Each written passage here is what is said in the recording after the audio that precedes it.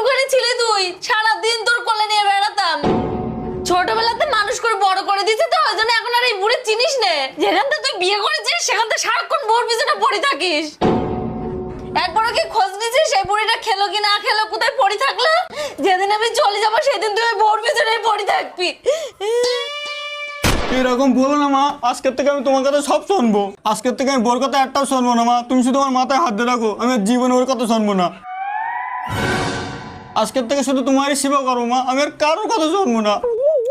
এই যে শুনছো, ভাতটা খেয়ে নাও। আমি খাবো না, তুমি যাও এখান থেকে। আজকের থেকে তোমার হাতে রান্নাই খাবো মা। আর আমার 10-15 দিন ধরে জামা কাপড়গুলো কাছে নিও, ওইগুলো কেসে দিও। আর এই যে ঘর বাড়ি আছে না, এগুলো একটু মুছে দিও। আজকের থেকে ঘর বাড়ির মালিক সব তুমি। ওটো মা ওটো, তুমি এই ঘর বাড়ি সামলাও, ওটো। বদমাইশ ছেলে, বৌমা এত ভালোবেসে খাদ রাখছে, যা গিয়ে খেয়ে নিয়ে।